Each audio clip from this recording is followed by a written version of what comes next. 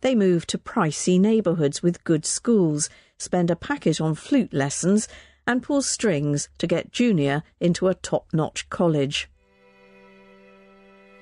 To pull strings refers to gaining some type of advantage or some type of opportunity by some type of secret or quiet negotiation with somebody who is in a position of power. So, for example, if somebody wants to help their child get a job with a major corporation, what they might do is pull strings, which means that they might contact somebody that they know who's a friend or an associate or old classmate and get that person to help interview the child and to help them get a job working for the company. The idea of pull strings has two essential underlying ideas. One idea is like a puppet, where the puppet moves around, but it's really only because the strings are pulling the puppet to get the puppet to move.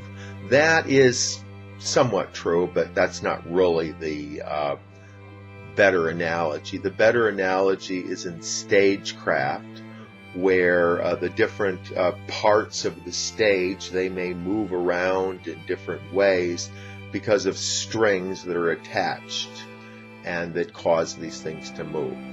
So the idea of pulling strings is usually a little bit more indirect, and oftentimes the results cannot really be seen very well because the influence might take place with somebody taking somebody out to dinner or giving somebody a phone call, and similarly the results may be perfectly ordinary, where somebody that's qualified to do something ends up getting an interview and they end up getting the job, which would be perfectly acceptable and normal if it were not for the the connections that actually caused the thing to take place.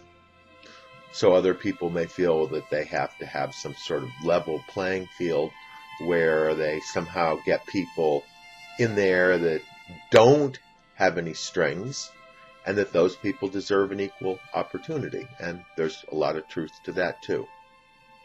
So to pull strings means to make use of one's influence and contacts to gain an advantage unofficially or unfairly with people that are in power. They move to pricey neighbourhoods with good schools, spend a packet on flute lessons, and pull strings to get Junior into a top-notch college. So in this context, somebody moved to a good neighborhood, had their child take music lessons, and pulled strings to get the child into a top-notch college, which means that they used their influence with people that they knew to make contact with people who could help get the child admitted into school. For example, they might know somebody who knows the principal, and by that sequence of contacts, they're able to get the principal of the school to take a particular look at the child and to give the child an opportunity the child might not otherwise have gotten. A lot of people think that George Bush was not particularly qualified to get into Yale or particularly qualified to get into Harvard Business School. They think that George Bush's father was able to pull strings to get him admitted unfairly into both of those schools. That's what these people think.